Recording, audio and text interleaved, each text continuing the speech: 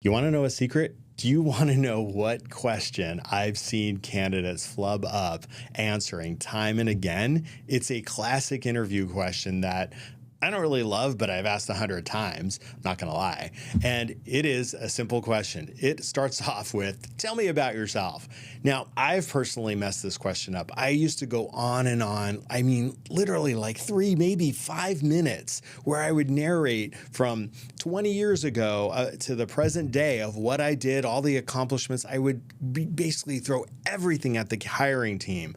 And I didn't read the tea leaves. I didn't read the room. I wasn't watching them disengage or anything like that as I was just droning on about my accomplishments. So in hindsight, I wish I had framed it up like this, and this is what I would do now. Frame it up chronologically. Talk about your past, kind of narrate and hit the highlights of what your career journey has been up to now. Then lean into your current job and highlight key areas of that job that you're doing today or most recently have done and how it pertains to the role you're interviewing for. And then end with future focus, right? How you want to contribute to the company's long-term success and how that ties into your own career aspirations. So let me give you an example, right? It's going to be a quick one. And I would say, you do want to spend a little bit more time, but you could say something to the effect of, hey, I started out in customer service, and then I learned a lot in that role about client expectations and managing them. Then I went into a team lead role at a small tech company where I learned really how to manage people. And now I want to take all that experience and grow my leadership capabilities and really make a bigger impact on both people and the business, right? So now you're kind of narrating, hey, these are my goals and aspirations and how it pertains to me, but also how it pertains to the business and the business's success.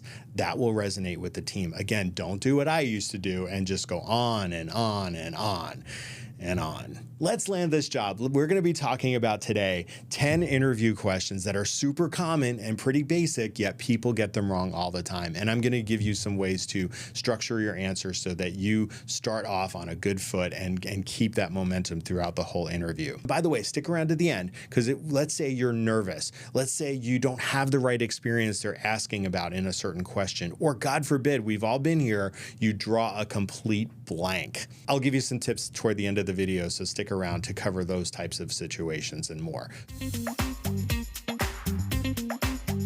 My name's Rob. I am a recovering HR professional for about 27 years or so, and I've had the awesome opportunity to work at some fantastic companies throughout my career. And I'm on a mission to take what I've learned there and share them with you. And I've literally worked with and interviewed thousands of people. That's why today I wanted to focus on some of the basic interview questions that we all encounter that hiring teams ask all the time that people get wrong. So the second question is behavioral questions, right? Because past behavior predicts future performance is the kind of theory there, right? So you're going to hear people say, tell me a time when, right? That's your cue that this is a behavioral question and that hiring team or recruiter is looking for you to tell them a story. So the simplest method to attack this answer is the STAR method. It's situation. What was going on? And I would add here, context is important. So you might want to tee up the answer to this question with, hey, when I worked at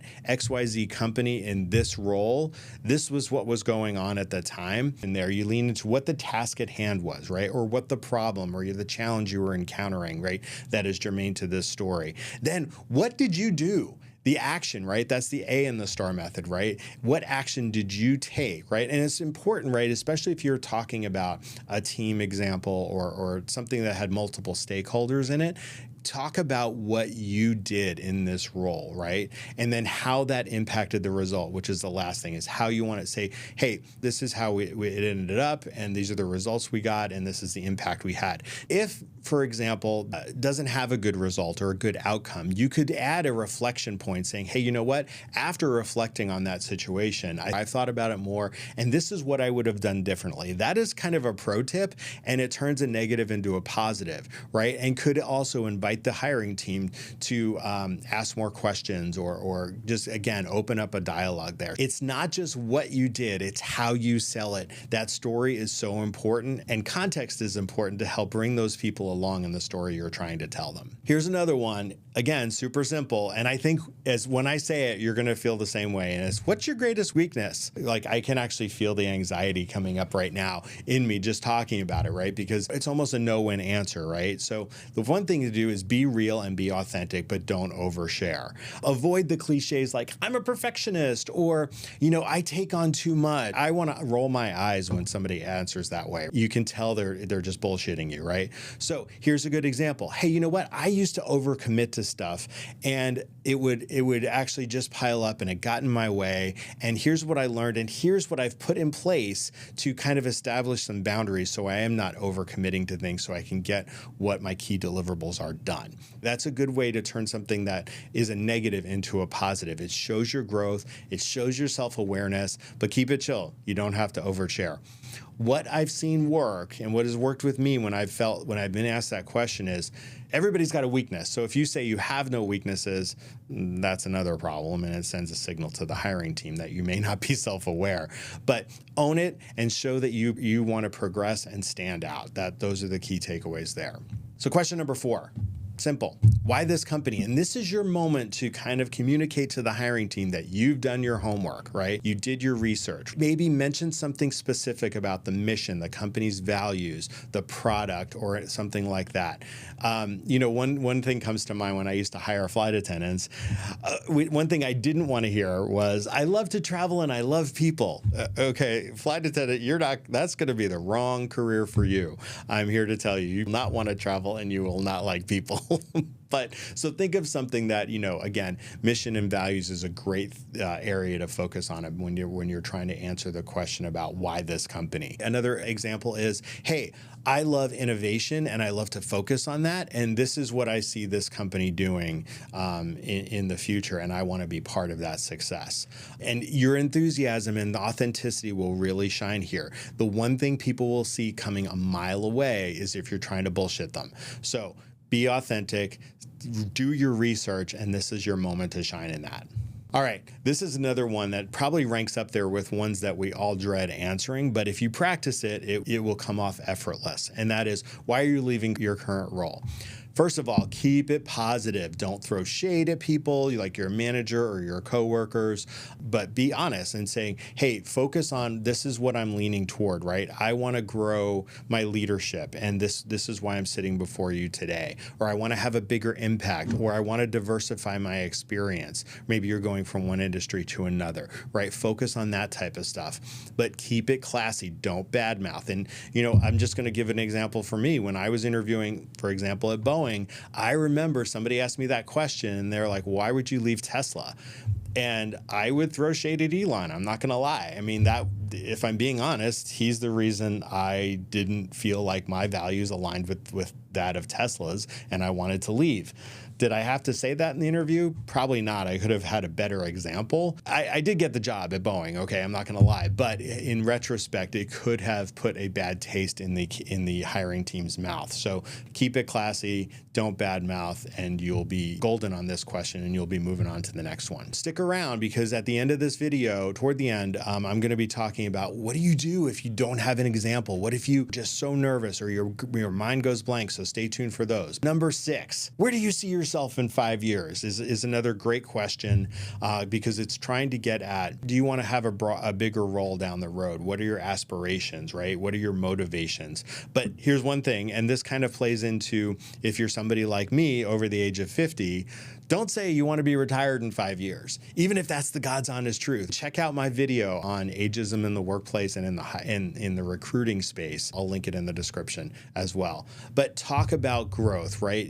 And be realistic. Hey, this is how I want to contribute. I really enjoy, developing and mentoring people, and this is what I feel like this role could offer me, and this new opportunity could offer me, and how I could contribute and be a good mentor, a good role model, a good leader. Those are great things that hiring teams are going to want to know, that, hey, this person's demonstrating loyalty. They're saying that, hey, they like to do stuff, and we need leadership, right? So those could be really good examples. And show you're invested in the company's future. Talk growth, but stay realistic. You want to balance interest in the role that you're interviewing for, but also with advancement for the future. Those are 2 key things that you want to effectively narrate as an answer to this question. All right, number 7. Tell me a time when you worked well with a team. Maybe well isn't even the right answer or question there. Maybe it's just tell me a time you worked with a team, and you can take it in a variety of directions. Your go-to structure to answer this question is going to go back to that STAR method, the situation, task, action, result. So give them some context and tell them a story. Even if you can't remember, what STAR stands for or the other acronyms for how to best answer a question, just say, hey, this is what happened, this is what I did, and here is the result. Past, present, future. It's very simple. Tell them a good story.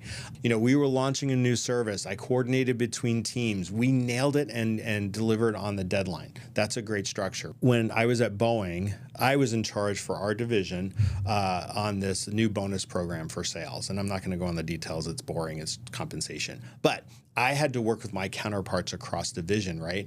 And I had to balance when to lead and when to listen. And that's what the interviewers are ultimately looking for. They want a good story, but can you actually lead through the situation? And when, listening is part of that. If you're just going to steamroll over people and that's your answer, that's not going to sit well with them if they're looking for a good example for teamwork. So balance, leading and listening is the key there. The next one is, how do you handle tough people or tough situations, right? This one could go south really quick if you start throwing shade at others or, bad-mouthing people. Keep your cool. And this could be triggering, right? Because instantly you could be whisked back in your mind to this situation where this awful person you had to deal with, and you don't want that to come through in your answer, right? So kind of suppress that. And again, practice is the best solution for this, right? So you go in prepared for this type of a question. But kind of like in the last question I said, where, it's the balance of leading and listening. The same applies here, right? We had different views.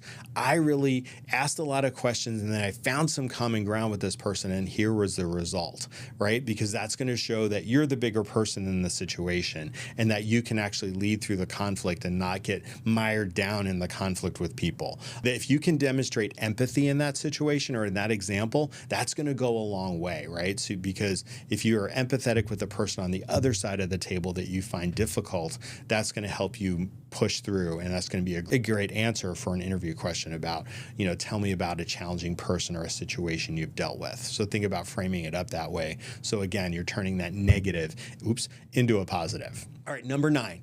How do you handle change? Every company is going through change, right? We see it all day, every day right now with layoffs announced, right? They're restructuring. That's all normal. Things don't always stay the same at a company. So show how you roll with it, right? Because people don't want to hire somebody that's so rigid and like, nope, this is the way I've done it all along. This is the only way I can do it. They want to see somebody who's adaptable, who's flexible, and how you demonstrate that. So think about that as you tee up your answer. You can demonstrate how you turn chaos into leadership. I'll give you an example. When I was at Boeing, we were working on integrating another aircraft manufacturer, and it was down to the 11th hour, and then literally we got the word that the whole deal was off the table and it fell apart and it wasn't happening. So that was weeks and weeks of work for nothing. But what I did was what work did we do that we could actually still run with? And that's what we did. We still implemented a lot of that, even though we weren't now integrating that other entity into the company. So we kind of made lemonade out of lemons in that situation. And if you can demonstrate that as an example, again, you're going to be golden because it shows you're adaptable. It shows you're not resistant to change. So number 10 is, what questions do you have for us? Conveniently, I've made a whole video on this, which you can check out here, and I'll link it in the description below. The major buzzkill here is if you have no questions, you know what? Hey, thanks for your time. You know what? You've answered all my questions. Big mistake, bad move. And even if they had, you could refer back to it and say, hey, I know we touched on this, and this was one of my questions. Could we dive a little deeper into it? Would be a great way, is if you're drawing a blank on if they have actually answered all of your questions. Always ask something. It's going to show you're engaged. It's going to show your desire for the role and desire to work at that organization. Some options are, what does success look like here? Or what does success look like on your team if you're talking about the hiring manager?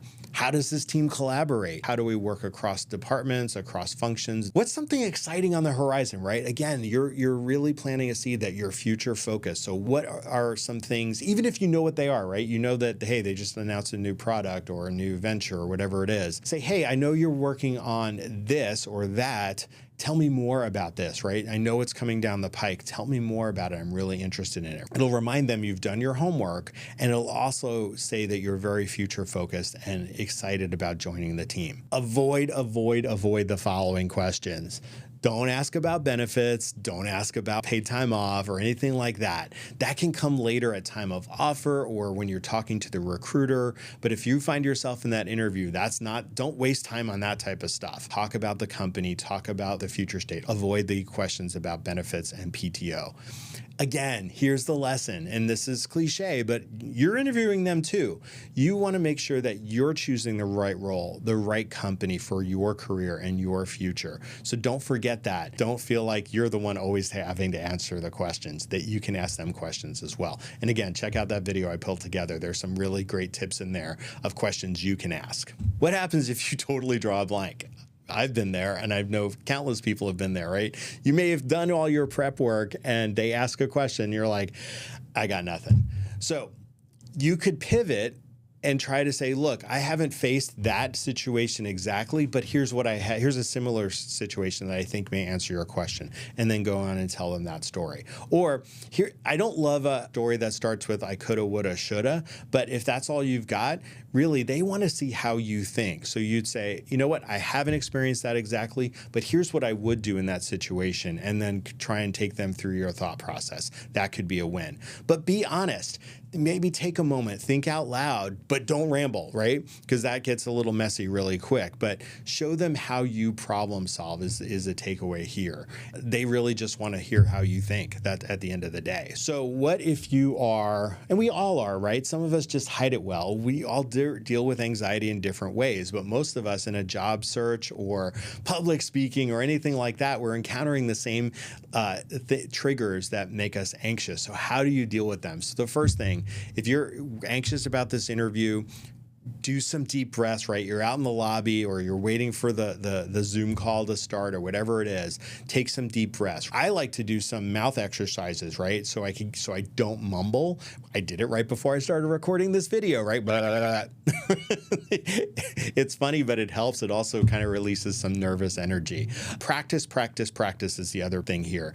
Before the interview, make sure you can, practice with a friend, practice out loud, practice in a mirror, practice on camera, whatever it is, right? Because that will make you more and more confident. And I've also done a video on confidence building hacks. I know it's self-serving, but I want you to watch my other videos. So go check it out because there's some really good stuff in there that can help you approach these interviews super confident and really win every time. It's okay to pause before answering. And actually that sends a message that you're a bit of a reflective thinker, right? You don't have to have that knee-jerk, here is the best answer ever, right? You can actually, when asked a question, you can say, you know what? I need to ponder that for a second. Don't wait too long, but you can actually take a beat, right? Smile. Don't forget to smile because that does show confidence, and it also helps you kind of open up and be aware of your body language. You don't want to hide behind crossed arms and that type of stuff. And say, hey, you know what? That's a great question. Let me think about that. Then start going through the jobs in your head, going through your resume and thinking about each role and how an example from that role may answer the question they've asked you. And if that still doesn't work, it's okay to say, again, like we said a minute ago, I haven't encountered that exactly, but pivot to something you're proud of and how it may also answer that question, right? Because then, again, you're reinforcing what you're good at. People have been on that other side of the table, no matter how confident they're looking. And if you practice and prepare, those nerves will kind of drift away throughout the interview, especially if you start strong, like we talked about earlier in the video. What if you've got no experience or you're trying to do a career change? It's only a problem if you make it a problem, right? So use examples that are relevant. And this is where that preparation is going to come in, because you're going to go into this interview knowing that you don't have exactly what they're looking for, right? But how do you narrate, transferable skills, whether it's leadership, communication, collaboration, problem solving, right? You could, think outside the box. It doesn't always have to be from your work experience. It could be school. It could be projects. It could be volunteering, or just life in general, right? Those could be great examples. But again, you're going to have to put some thought into it and jot things down and practice practice, practice, because you're going to have to show up confident and say to them, yeah, this is a career change for me, or I don't have experience in this segment of what you're looking for, but here's what I do have. And how do you, again, pivot into that effortlessly and bring them with you such that maybe they forget about the question they asked, and now they're just really hanging on your every word for the story you're telling them. Preparation is key. Prepare for all these interviews. And I know I'm going to do another video about kind of the job market and all sorts of things going on right now. But it can be demoralizing to put all this preparation in for, an interview when you've done it 100 other times if you've been in a job search for a while. But that's where that resilience has to come from, because you never know that the people you're sitting in front of, if you wow them, you could be getting that job today, even if you've been unsuccessful before. Prepare and practice is my advice there. Let's go on to weird questions, right? What if they throw you a question out of the blue that you're like, you didn't see coming, it totally blindsides you, and it's just on its face weird. So I'll give you a couple of examples of questions I've been asked, right? One was, if you could wave a magic wand and become a cereal, what would it be? What? I don't know what to do with that. And frankly, the question was designed for the candidate to demonstrate where they're creative, where their personality shines a little bit. I still think it's a stupid question, and I forget what I said. I think I said Captain Crunch, Crunchberries. It was weird. I got the job, so I must have answered it right. It's still, as you can tell, me trying to narrate it right now, it still throws me, right? I don't know what to do with it. I think it's stupid on its face, but I can't tell the recruiter that, so I just had to kind of roll with it. The other one that really threw me was, do you drink beer? Well, how the hell am I supposed to answer that, right? And the person that asked me that probably remembers and is watching this. He probably remembers asking me that. At the end of the day, it was designed to, the job I was going into required me to mix and mingle and talk a lot. It was a salesy kind of role, a recruiter type of role. So I think at the end of the day, that hiring manager was trying to say, Rob, are you social? Are you, are you an introvert? Those types of things. So I think I said yes about, did I drink beer? But I may have kind of recovered with, yes, but all things in moderation, some bullshit like that. My brain doesn't know what to do with that, because, if I say yes, then it could go wrong. If I say no, then it could, again, say that I'm not a social person or whatever it is. So do your best in the moment. Acknowledge that, hey, that's an odd question. I've never been asked that before. But here's my honest answer. Smile, go with it, and don't let it rattle you is my best advice there. Probably a throwaway question. Maybe it's an icebreaker question, but again, be careful and thoughtful of how you answer that, because it could go either way. Let's get you hired. Think about all of these questions we've talked about in the past few minutes, and think about how you're going to answer those. The thought and preparation is key here. And if you like this type of content, please smash that like button. I'd be honored, absolutely honored, if you would subscribe to this channel. It is a passion project of mine, and I really want to help people, land their dream job, get that promotion, or just survive corporate America. Drop a note in the comments and let me know how you're doing, how your interviews are going, what kind of weird stuff you've encountered out there from an interview perspective.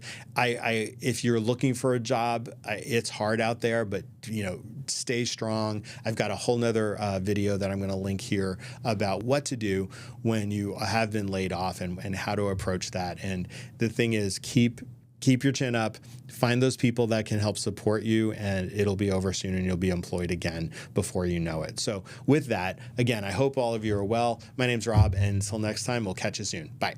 This video was recorded and produced by Just Talk Studios, the premier video podcasting studio in Bellevue, Washington. Visit justtalkstudios.com to learn more and book your session today.